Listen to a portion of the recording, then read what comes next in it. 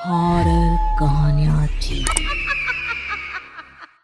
खून की प्यास पार्ट 2। और उसके बाद वो जंगल एक बार फिर से सुमन की चीखों से गूंज उठा। लेकिन आज की रात सुमन की चीखों को सुनने वाला वहां पर कोई भी नहीं था। अगर वहां पर कोई मौजूद था तो बस हरिया, जो कि अब एक भेड़िए में बदल चुका था। सुमन के बालों को पकड़कर घसीटते हुए वो जंगल के बीचों बीच एक जगह पर ले जा रहा था। अगली सुबह गांव में। अरे भाई, पता नहीं क्या बात है, अपने गांव का हरिया किसान और उसकी पत्नी सुमन दोनों गायब हैं। दोनों का कोई अता पता नहीं। अरे कैसी बातें कर रहे हो भाई, ये कब हुआ है? अरे पूरे गांव में खबर फैली पड़ी है। कल रात को दोनों खेत की तरफ जा रहे थे, लेकिन लौटकर आए ही नहीं। तो हो सकता है अपने खेत पर होंगे। पूरा गांव ढूंढ कर आया है भाई। जानते हो क्या मिला वहां पर? क्या हुआ भाई? क्या मिला? बताओ हमें, क्या मिला? अरे हरिया की पत्नी सुमन के कपड़े पड़े हुए थे। शरीर का एक एक कपड़ा फटा हुआ झोपड़ी के बाहर पड़ा था, लेकिन दोनों पति पत्नी का कोई पता ठिकाना नहीं था। अरे भाई, लेकिन उसका जो दोस्त है ना रामू किसान, उससे पता करके आते हैं ना। अब तक तो दोनों साथ ही खेत पर जाया करते थे। हाँ, हमें उसके घर जाना चाहिए भाई। चलो वहाँ चलते हैं, चलो। वो सारे लोग रामू के घर पर पहुंचते हैं। रामू अपने घर के बाहर बैठकर हुक्का पी रहा था। आज सारे के सारे लोग टोली बनाकर मेरे घर क्यों आ रहे हैं? क्या कोई मर गया क्या भाई? अरे कैसी बातें कर रहे हो? तुम्हारा सबसे अच्छा दोस्त हरिया और उसकी पत्नी गायब है और तुम यहाँ बैठकर हुक्का पिए जा रहे हो हैं? रामू ने अजीब सी नजरों से उन सब गांव वालों की तरफ देखा, जिसकी वजह से वो लोग एक बार के लिए डर गए। गायब है? अरे गायब नहीं है, मुक्ति मिल गई है। उन दोनों को मुक्ति मिली है। इस दुनिया में आकर हर इंसान पाप करता है और उसे उसके पापों के लिए मुक्ति मिलना बहुत जरूरी है। अरे ये कैसी बहकी बहकी बातें कर रहे हो भाई, हैं? और इसका चेहरा अजीब सा क्यों लग रहा है? लगता है दोस्त के मरने का गम बैठ गया है। पागल हो गया है शायद ये पागल। ये बात सुनते ही रामू चीख कर जोर से चिल्लाते हुए कहता है, पागल मैं नहीं हूँ, पागल तुम सब हो। और ये शैतानी जंगल अब तुम में से किसी को नहीं छोड़ने वाला, सबको खा जाएगा। याद रखना मेरी बात। शैतानी जंगल? कैसा शैतानी जंगल? लगता है रामू पागल हो चुका है। हमें यहाँ से चलना चाहिए भाई। चलो। तभी रामू की पत्नी बाहर आती है। नहीं, आप लोग इनकी बात का बुरा मत मानिए। 2 दिन पहले हरिया के साथ खेत पर गए थे। जब से वहाँ से आए हैं तब से ऐसी ही बातें कर रहे हैं। भगवान जाने ऐसा क्या देख लिया उन्होंने, खेत में कुछ भी बड़बड़ाते रहते हैं। लेकिन गांव के लोगों ने कमला की कोई बात नहीं सुनी और वो सब वहां से चले गए। रात अब धीरे धीरे ढलने लगी थी। तभी अचानक किसी ने धीमी सी आवाज में रामू को पुकारा। रामू, आ जाओ, मैं तुम्हारा इंतजार कर रहा हूँ। और सुनो, अपनी पत्नी को साथ लेकर आना, नहीं तो काम अधूरा रह जाएगा। ये आवाज सुनते ही रामू के चेहरे पर शैतानी मुस्कुराहट आ जाती है। वो धीमे कदमों से अपने घर के अंदर आता है। क्या हुआ? तबीयत ठीक है ना अब आपकी? मैं तुझे अपने साथ खेत पर ले जाने आया हूँ, चल। मैं तुम्हारे साथ कहीं नहीं जाने वाली। मुन्ना गहरी नींद में सो रहा है और उसे अकेला छोड़कर मैं तुम्हारे साथ खेत पर नहीं आ सकती। वैसे भी तुम्हारे उन खेतों में भगवान जाने कौन सा राक्षस घूम रहा है, मुझे तो डर लगता है। रामू गुस्से में दांत पीसता अपनी झोपड़ी से बाहर आ जाता है और कमला गहरी नींद में अपने बच्चे के साथ सो जाती है। तभी अचानक रात को रामू की झोपड़ी के ऊपर एक साया वही गाना गुनगुनाते हुए घूमने लगता है जो हरिया के मोबाइल में बजा करता था। मैं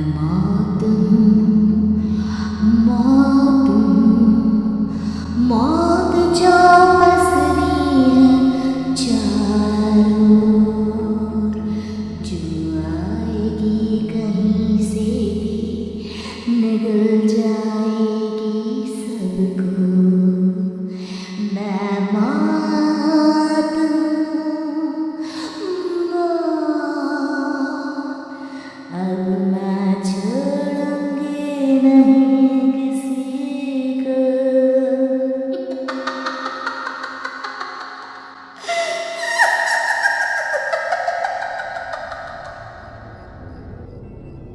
आवाज सुनकर रामू की पत्नी कमला की आंख खुलती है और वो देखती है कि उसका मुन्ना अपनी जगह से गायब था।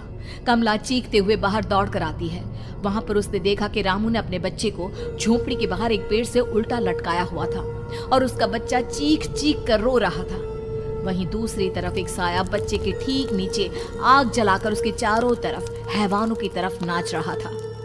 छोड़ दो मेरे बच्चे को। अरे क्या कर रहे हो तुम? शर्म नहीं आती तुम्हें? अपने ही बच्चे को इस तरह मौत के हवाले करते हुए। अपना बच्चा? किसने कहा ये मेरा बच्चा है? अरे ये तो उस रामू की औलाद है, इस गांव के किसान रामू की, और मेरी दुश्मनी इस गांव के हर इंसान के साथ है। क्या? कैसी बात कर रहे हो तुम? और ये औरत कौन है? ये मेरे बच्चे को खा जाएगी। तभी अचानक से उस साया ने एक बेहद खतरनाक दिखने वाली औरत का रूप ले लिया और उसकी आंखों से आग निकल रही थी। सही पहचाना तूने, मैं तेरे बच्चे को खा जाऊंगी। अगर तू अपनी इस हैवान पति रामू के साथ जंगल नहीं आई तो मैं तेरे बच्चे को खा जाऊंगी। लेकिन क्यों? आखिर क्या चाहती हो तुम मुझसे? मुझे जंगल क्यों ले जाना चाहती हो? औरत बुरी तरह से ठहाके मार मार कर जोर जोर से हंसने लगी और साथ में रामू भी। ये तो तुझे वहाँ चलने के बाद ही पता चलेगा ना। अगर तू नहीं आई तो थोड़ी देर में तेरा ये बच्चा आग में जलकर मर जाएगा। चल जल्दी। नहीं, मेरे बच्चे को छोड़ दो। तुम जहाँ कहोगे मैं तुम्हारे साथ चलने के लिए तैयार हूँ। और उसके बाद उस बच्चे को झोपड़ी में लिटाकर आगे आगे वो साया चल रहा था और उसके पीछे पीछे रामू अपनी पत्नी के बाल पकड़कर उसे घसीटते हुए जंगल की तरफ ले गया। जंगल में जाने के बाद, कितनी खूबसूरत हो तुम। आज की रात बस तुम और मैं एक दूसरे के साथ रहेंगे। मुझे तुमसे बहुत डर लग रहा है। तुम्हें क्या हो गया है? तुम तो बिल्कुल ठीक थे। वो होगा जो हमारे बीच होना चाहिए। तो आओ अपने आप को मेरे हवाले कर दो। कमला ने डर की वजह से अपनी दोनों आंखें कसकर बंद कर ली थी। रामू ने बुरी तरह से चीख कर कमला से कहा, आंखें खोलो अपनी और मेरी तरफ देखो। कमला ने जैसे ही अपनी आंखें खोली उसने देखा कि रामू एक खतरनाक खूनी हैवान में बदल चुका था। कौन हो तुम? जाने दो मुझे। क्या चाहते हो मुझसे? वही जो एक आदमी एक औरत से चाहता है। मैं तुम्हारा पति रामू नहीं, बल्कि इस जंगल का एक भेड़िया हूँ, और आज की रात तुम्हारे खून से अपनी प्यास बुझा जाऊं। और उसके बाद वो जंगल कमला की दर्दनाक चीखों से गूंज उठा। अगली सुबह कमला के कपड़े भी जंगल में उसी तरह पाए गए जैसे कि सुमन के पाए गए थे। इस घटना के बाद पूरे गांव में दहशत का माहौल था। अपने माँ बाप की मौत और गांव में हो रहे इस तरह की घटनाओं की खबर सुनकर किशन शहर से गांव लौट आया था। अपने माँ बाप की बेदर्द मौत की वजह से वो बहुत परेशान था। तभी अचानक उसे अपने घर में खाट के नीचे पड़ा हुआ वो मोबाइल फोन मिला जो उसने अपने पापा हरिया को गिफ्ट किया था। अरे कितने प्यार से पापा के लिए मोबाइल फोन लेकर आया था। इसे एक दिन भी काम में नहीं ले पाए। और आखिर कौन है जो गांव में इस तरह की हत्याएं कर रहा है? क्या है इन सब के पीछे? क्या है? मुझे पता करना ही होगा, वरना एक दिन पूरा का पूरा गांव खाली हो जाएगा। इस गांव में एक भी जिंदा इंसान नहीं बचेगा। गांव के लोगों की मदद करने के इरादे से किशन अपने गांव से दूर एक दूसरे गांव में बहुत बड़े तांत्रिक के पास मिलने के लिए गया। तांत्रिक बाबा, अब आप ही कुछ उपाय बता सकते हैं। भगवान जाने हमारे गांव को किसकी नजर लग गई है। नजर नहीं लगी है, किसी ने तुम्हारे गांव को बद्दुआ दी है। किसी सताई हुई आत्मा का प्रकोप है और अब वो पूरे गांव में किसी को नहीं छोड़ेगी जब तक उसकी आत्मा को शांति नहीं मिल जाती। अरे लेकिन ऐसा कौन है बाबा? किसकी आत्मा है और कैसे मिलेगी उसे शांति? मौत है मौत, कहीं से भी आएगी और सबको निगल जाएगी। इससे बचने का सिर्फ एक ही उपाय है, लेकिन उस उपाय को करना आसान नहीं होगा। जो भी उस उपाय को करने की कोशिश करेगा उसकी जान जा सकती है। भले ही मेरी जान चली जाए, लेकिन मैं अपने गांव के लोगों की जान बचाने की पूरी कोशिश करूंगा बाबा। तो ठीक है, फिर अगली अमावस की रात जैसा मैं कहता हूँ वैसा ही करना। अमावस की रात तांत्रिक के बताए अनुसार किशन अपने साथ केरोसिन लेकर जंगल की तरफ चल पड़ा। उसके हाथ में देवी के मंदिर का सिंदूर भी था। किशन जंगल के बीचों बीच पहुंचा। ये देखकर उसकी आंखें फटी की फटी रह गई। वहां एक उबलते पानी का तालाब था और कई लोगों की लाश लटक रही थी। किशन के माँ बाप की लाश भी वहीं थी। माँ, बापू, क्या हो गया? ये क्या हो गया? तभी वहां पर एक औरत और आदमी आते हैं। उन्हें देखकर किशन चौंक जाता है। गोपाल काका, आपकी तो 5 साल पहले मौत हो गई थी। और निर्मला काकी, आप? हाँ, मौत तो हो गई थी, लेकिन तुम ये नहीं जानते कि हमारी मौत कैसे हुई थी। क्या कहना चाहते हैं आप? कुछ नहीं, बस ये जान लो कि अब इस गांव में कोई जिंदा नहीं बचेगा। लेकिन क्यों काकी?